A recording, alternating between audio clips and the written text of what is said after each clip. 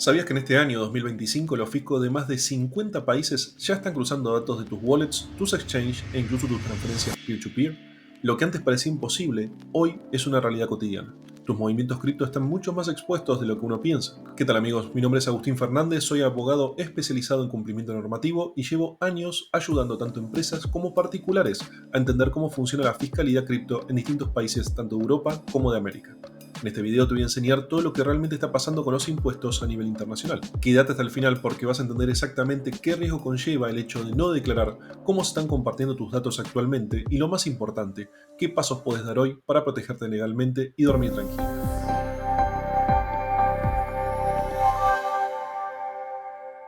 Para entender dónde estamos parados en este 2025 con respecto a la fiscalidad cripto, hay que mirar al tablero completo.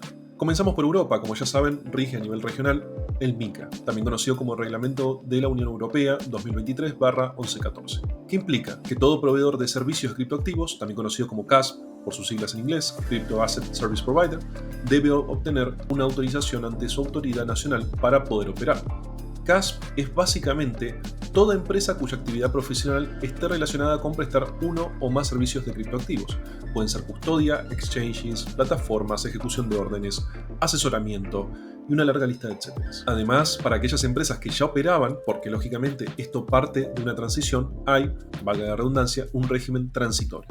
Es decir, van a poder seguir operando hasta que se les conceda o deniegue la autorización y en todo caso no más allá del 1 de julio del 2026. Pero ojo, varios países acortaron esta medida, por ejemplo España lo situó en 12 meses. Por su parte, además del reglamento MiCA, también bajo el reglamento de transferencia de fondos, también conocido como TFR, opera algo conocido como el Travel Rule. Travel Rule significa que cuando un proveedor de servicios de criptoactivos, como mencionamos anteriormente el CASP, mueve cripto por cuenta de un cliente hacia o desde otro proveedor, el envío debe ir acompañado sí o sí de ciertos datos del originante y del beneficiario. Aquí surgen varias preguntas. ¿Qué sucede, por ejemplo, si opera o interviene una wallet propia? El CASP recoge la información del cliente y si la transferencia individual supera 1.000 euros, además verifica que esa wallet sea efectivamente del cliente, con un método de verificación válido. ¿A quién se le comenta todo esto? No es un soporte automático a Hacienda o a cualquier otra entidad pública fiscal. La información viaja entre proveedores para trazabilidad, sobre todo de temas de AML, que es temas de prevención de lavado de activos. Y se conserva para estar disponible a requerimiento de autoridades competentes. Si falta información, el proveedor del beneficiario debe rechazar, devolver o suspender la transferencia hasta subsanar. ¿Quién marca esta bajada técnica? Puede ser otra pregunta posible. Pues la EBA, la Autoridad Bancaria Europea, la cual publicó guías finales que explican cómo implementar el Travel Rule y confirman que aplican desde el 30 de diciembre del 2024 las guías correspondientes. Vamos a ir con algunos ejemplos para que se termine de entender. Por ejemplo, en el escenario 1 parte de un cliente que envía un determinado monto de CASP a CASP. Por ejemplo, Pepito manda 50 USDTs desde Kraken a Coinbase. Con la Travel Rule, la transferencia debe incluir sus datos como originante, es decir, el nombre completo, la cuenta, es decir, la wallet correspondiente cripto y un identificador, un hash, y los datos del beneficiario en Coinbase. No hay mínimos entre proveedores. Es decir, aunque sean 50 USDT, el equivalente a $50, la información viaja de igual manera. ¿Y esto a quién va? Entre proveedores, se guarda para AML, es decir, para prevención de lavado de activos, no es para Hacienda directamente o cualquier otra entidad pública fiscal, pero sí es cierto que queda guardada disponible si una autoridad lo pide. Esto no configura un reporte automático, ¿sí? Es decir, no automáticamente se informa a las autoridades públicas fiscales, pero sí es cierto que los proveedores deben guardar esa información y están obligados a hacerlo. El escenario 2 es de CASP a wallet propia. Es decir, Pepito retira 1.200 euros, por ejemplo en BTC, desde Bit2Me a un Ledger, a una wallet propia, a una wallet fría. Bit2Me recoge la info de Pepito como originante y por superar 1.000 euros, lo cual es un mínimo imponible, verifica que esa wallet sea efectivamente de Pepito. ¿Cómo la verifica? Por ejemplo, con una firma de mensajes de la dirección, una transacción de prueba, un flujo de verificación. Hay varias maneras técnicas de poder definir que esa wallet se corresponde con Pepito. Si Pepito no supera esa verificación, a veces automatizada, a veces no, dependiendo del caso, el retiro puede quedar en revisión o rechazarse hasta que se pueda subsanar. El tercer escenario, también bastante habitual, es la entrada desde otro proveedor, en donde la información está incompleta justamente porque es un proveedor por fuera de la Unión Europea. Pepito recibe 4.000 euros en ETH, es decir, en Ethereum, desde Binance a Bitstamp.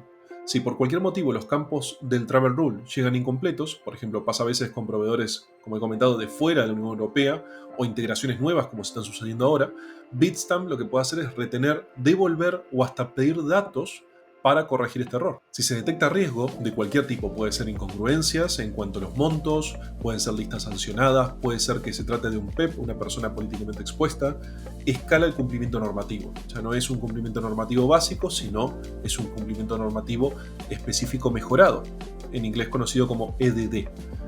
Esto puede escalar incluso hasta el reporting, ¿no? Hasta reportar a las autoridades públicas correspondientes lo que está sucediendo. En el ejemplo número 4 tenemos la salida fiat, es decir, Coinbase, por ejemplo, que va a un banco.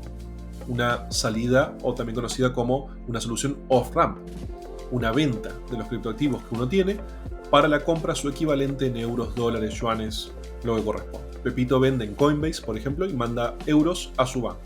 El banco puede pedir una prueba del origen de los fondos. ¿Qué le va a pedir? Extractos, historial de operaciones, informe fiscal cripto, etc. Esto es AML bancario, es decir, no tiene que ver con lo fiscal, sino que con lo que tiene que ver es con prevención en el lavado de activos. En lo fiscal, desde el 2026, es decir, el año que viene, en la Unión Europea va a empezar a operar el DAC 8, que va a obligar a reportes automatizados de operaciones de criptomonedas de contribuyentes europeos. Y a nivel global, a partir del 2027-2028, va a empezar a operar el CARF, a través de la OCDE, en donde más de 50 países van intercambiando datos entre sí. Entonces, ¿qué significa todo esto para nosotros? Para Pepito. Más verificaciones a retiros a wallet propias, cuando el monto es relevante. Transferencias extra exchange, que pueden pedir datos extras si algo no cuadra. Y con el DAC 8 y el CARF, las operaciones que van a llegar a las autoridades fiscales a través de reportes automáticos. Con respecto al intercambio internacional de información fiscal, dado que es el nuevo estándar global para reportar cripto, 53 jurisdicciones se comprometieron a empezar a intercambiar datos entre 2027 y otras 17 en el 2028. Además, como ya sabemos, el DAC 8 en la Unión Europea obliga a que los proveedores reporten operaciones de contribuyentes europeos desde 2026. Esto marca el fin de las grietas, los fiscos van a cruzar información entre sí a nivel internacional. Para entender un poquito más, habría que preguntarse qué es la OCDE y qué es el CARF. La OCDE es el organismo que coordina los estándares tributarios entre países. Su CARF, es decir, el Crypto Asset Reporting Framework, crean un esquema automático para que las plataformas que facilitan transacciones cripto, también conocidas como RCASP, identifiquen a sus usuarios y reporten sus operaciones a su autoridad fiscal correspondiente, que luego las intercambia con los países donde esos usuarios son residentes fiscales. ¿Qué se reporta entonces en lenguaje simple?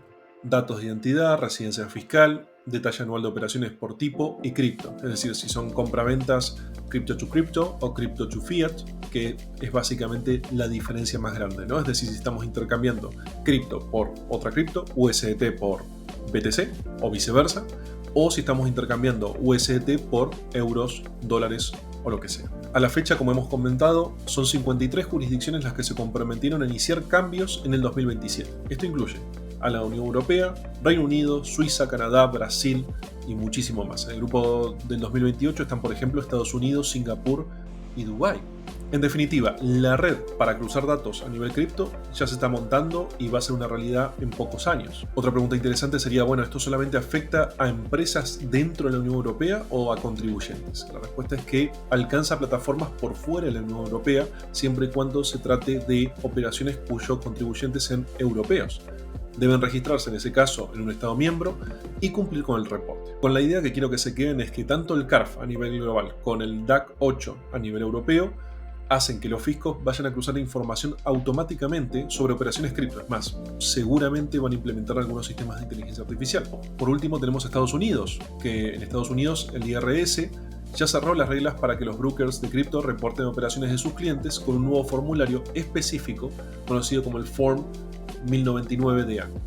Este es el que ya se está implementando en este momento, opera desde el 1 de enero del 2025, en donde los brokers deben reportar los ingresos brutos de la venta de los activos digitales.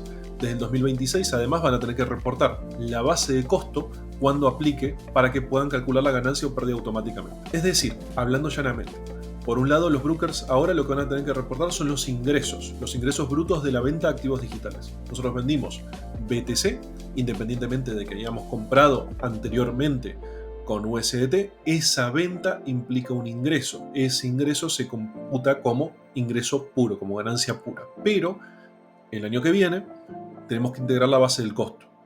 Esa base del costo va a calcular efectivamente cuál va a ser la ganancia o la pérdida automáticamente. Una de las preguntas puede ser también qué es un broker, porque hemos hablado de broker exclusivamente en Estados Unidos. Un broker custodial es el que toma posesión de los criptoactivos del cliente, un custodial, y efectúa ventas por cuenta del cliente, que son exchanges, wallets, también conocidos como hosted wallets, kioscos de cripto y ciertos procesadores de pagos en cripto. ¿Qué le llega al contribuyente? Bueno, el contribuyente recibe el formulario, el 1099-DA del broker, y el mismo dato va al IRS una vez que esté completado. Esto simplifica la declaración, que antes si no configuraba un verdadero dolor de cabeza, y aumenta la visibilidad del fisco sobre lo que pasó en la cuenta. También hay alivios transitorios de penalidades si el broker actúa de buena fe mientras implementa el sistema, porque todo esto, como venimos hablando, es algo que se va implementando sobre la marcha, con lo cual también se le tiene que dar un tiempo razonable a las empresas para que puedan trabajar, así como también al mercado. En definitiva, si operaste en exchanges custodiales de Estados Unidos o con brokers alcanzados, tus ventas en 2025 van a través de este formulario. En el 2026 el broker va a agregar la base de costo cuando corresponda. Por ahora van a ser puros ingresos simples. Y el cálculo de ganancia o pérdida patrimonial va a quedar prácticamente armado, pero el año que viene, no este año. DeFi o no custodios todavía no reportan bajo estas reglas y el IRS va a sacar normas aparte más adelante. ¿Y todo esto cómo nos afecta? Bueno, en definitiva, ahora que vimos el tablero global, vamos a lo que más importa: cómo nos impacta según la situación económica de cada uno. El caso A, si sos residente en España. Si operas con exchanges con licencia en España o la Unión Europea, por ejemplo Bit2Me, Kraken o Coinbase Europe o Binance, ya están bajo el MiCA y el TFR. A partir del 2026, bajo el DAC 8, que van a reportar tus operaciones a la agencia tributaria, que a su vez la agencia tributaria los va a elevar a nivel regional, a nivel Unión Europea, en el 2027 para las actividades correspondientes o operaciones correspondientes para el año 2026. Por su parte, si tenés cripto en exchange extranjeros sin establecimientos en España, mira el modelo 721, que es el más importante. Solamente se va a presentar si a 31 de diciembre el valor conjunto supera los 50.000 euros. ¿Vale? Pero es importante tenerlo en cuenta. Y mucho ojo que las criptos en wallets que no sean custodia no ingresan o no integran el 721. Con respecto al IRPF, las plusvalías y las pérdidas patrimoniales de cripto van a la base del ahorro, como siempre lo han hecho, y tributan por tramos, ¿vale? Que va entre el 19 al 28% según el importe. El FIFO sigue siendo el criterio habitual, first in, first out, es decir, que los criterios para calcular la ganancia patrimonial en ventas y permutas no ha cambiado.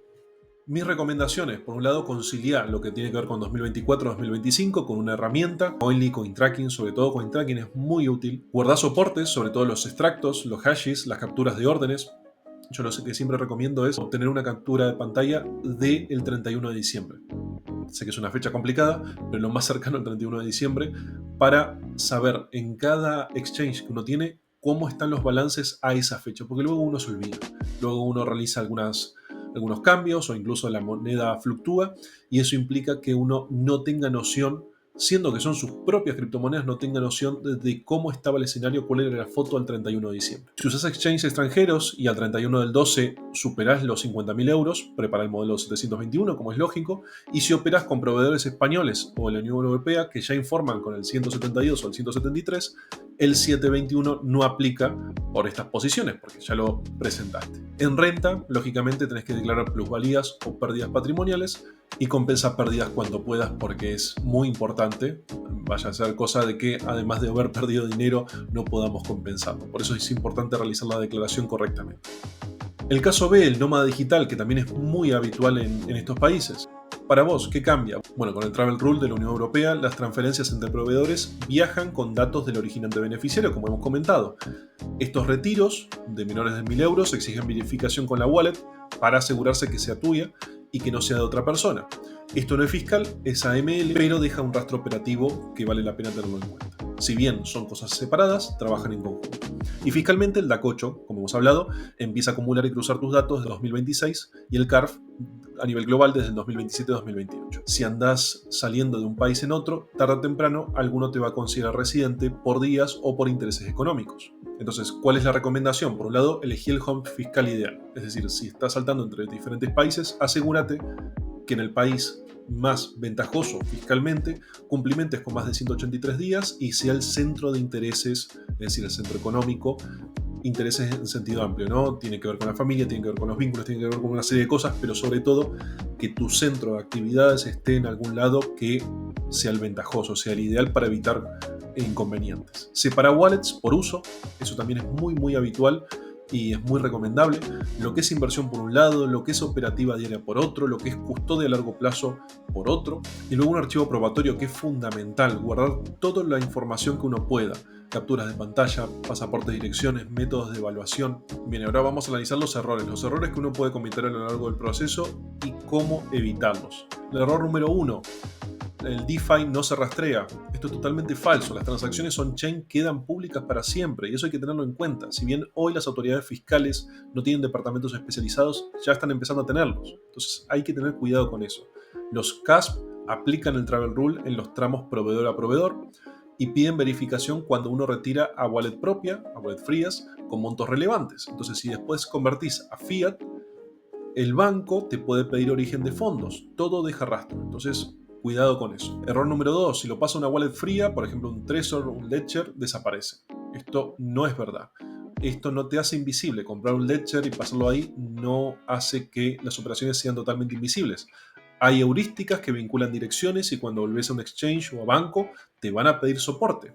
Si no lo tenés, te van a bloquear o te van a reportar. Cuidado con eso. Cuidado sobre todo al momento de la venta, sobre todo para los tenedores desde hace tiempo, hayan comprado en 2020, 2017, 2015 y quieran vender una parte o todo de su capital, pues cuidado con eso. Hay que tener los soportes correspondientes. Error número 3. Si compro o vendo cripto por cripto, no tributa. En muchos países, cada permuta, por ejemplo BTC a ETH, se configura como una enajenación con plusvalía o pérdida patrimonial.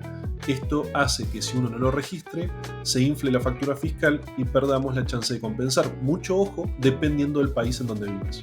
Error número 4. El staking o los airdrops tributan recién cuando vendo. Suele ser el recibir el rendimiento de ingreso cuando te lo acreditan y después cuando vendes se genera la ganancia o pérdida patrimonial contra esa base de costo. Esto es fundamental realizarlo correctamente en el reporting, en el informe fiscal cripto, porque si uno lo ignora, se suma riesgo, recargos e inconsistencias. Error número 5. Mezclar lo que es AML con el aparato fiscal. El reporte AML, el Travel Rule, los bancos, lo que hemos hablado, no es lo mismo que el reporte fiscal, el DAC 8, el CARF y demás. Son carriles distintos que se complementan. Si solamente miramos uno, nos falta la mitad del tablero. Error número 6. No guardar documentación. Sin costos bases, sin hashes claros, el fisco puede presumir un costo cero. Esto es muy delicado porque ahí pagamos más, quedamos débiles ante un requerimiento y se nos generan inconsistencias y multas cuando lo podemos haber prevenido perfectamente. Error número 7. El peer-to-peer opaco, cuentas de terceros. Hay un riesgo alto de bloqueos bancarios y reportes si ven muchas operatorias, o por lo menos una grande, por parte de cuentas de terceros que vengan sobre todo de países de riesgo, como puede ser Rusia, como puede ser Medio Oriente, algunos países del Medio Oriente y demás. Mucho ojo con eso. Como podemos ver, en definitiva, la opacidad propia del mercado cripto poco a poco se está transformando. Entonces, hoy, para aquellos que quieran evitar dolores de cabeza, que tengan sus cuentas en orden, conviene orden, trazabilidad y criterio. Es lo fundamental para poder dormir tranquilo. Porque luego llegan los requerimientos y poco a poco van a ir implementando nuevos sistemas y nuevos cercamientos. Entonces, es fundamental estar preparado para eso. No esperar que venga el requerimiento, no esperar que venga el llamado, sino anticiparse. ¿Y cómo nos anticipamos? Bueno, en este 2025, por un lado, lo que hemos dicho, un mapa de tus cripto, un listado simple con los exchanges, puede ser en un PDF, con, por ejemplo, utilizamos Coinbase, Kraken, Binance, Bit2Me, etc. Las wallets, ¿qué wallets utilizamos? Ledger, Trezor, MetaMask, un PDF claro de 2 páginas es más que suficiente. Luego, una exportación. Descarga CSVs o APIs, según el caso, de tu exchange para el 2024-2025. Guarda extractos, órdenes, hashes, capturas, como he dicho, en el 31 de diciembre. No me voy a cansar de decirlo porque es fundamental. En lo que son wallets, etiqueta direcciones y si hace falta, firma mensajes para probar titularidad. En lo que es conciliación o canalización de software, bueno, lo fundamental es cargar todo a través de CoinTracking, Coinly, definir un método de coste que aplica a tu país, el más usual y el más popular es el FIFO, etiquetar todo correctamente, cuáles trades utilizaste, los stakings, los airdrops, los fees, todo, absolutamente todo para que puedas tener un orden correcto de todas tus transacciones. Sé que es un dolor de cabeza, pero es fundamental hacerlo porque en definitiva estamos hablando de tus finanzas personales y es muy importante que lo tengas todo a resguardo. Otra cosa importante que no mucha gente hace es el resultado provisional trimestral. Es decir, nosotros por ley nos obligan a realizar un corte fiscal anual, pero nada implica que nosotros a nivel personal no podamos realizar un corte fiscal semestral o trimestral. Entonces, si nosotros, por ejemplo, hacemos un corte en el mes 6 o aprovechamos este mes, hacemos un corte en el mes 9 y vemos que tenemos una ganancia alta, pero que vamos a evaluar realizar pérdidas en algún momento, no esperemos a que llegue el mes 12 para analizar las pérdidas del año que viene. Las podemos realizar ahora. Y luego una carpeta de carga probatoria, ¿sí? El informe de conciliación, lo que yo les he dicho, el PDF, los CSV originales son fundamentales, los hash, las pruebas de titularidad de wallets en caso de que tengamos wallets frías, los extractos bancarios de los on-off-ramp y las capturas de pantalla. Todo eso va a hacer que te salves de un requerimiento potencial y que en caso de que te llegue un requerimiento no te salves, pero sí respondas perfectamente a todo lo que te dicen. Bien, luego, con respecto al 721, en el caso de España, si tu país exige declaraciones informativas de cripto en el exterior, no las confundas con la declaración de la renta, porque son fechas distintas. Hemos dicho de enero a marzo del 2026. El otro es en junio del 2026. Entonces, hay que tener cuidado con las fechas límite. Por último, hay que ordenar los huecos. Si tenés años sin declarar o errores que tú sabes que son errores que se pueden subsanar, es mejor ordenarlo voluntariamente antes de que se crucen datos y que nos llegue un requerimiento. Bien, tal como hemos podido ver a lo largo del video, lo importante no es conocerte todos los aspectos legales, todos los aspectos fiscales, sino tomar buenas decisiones.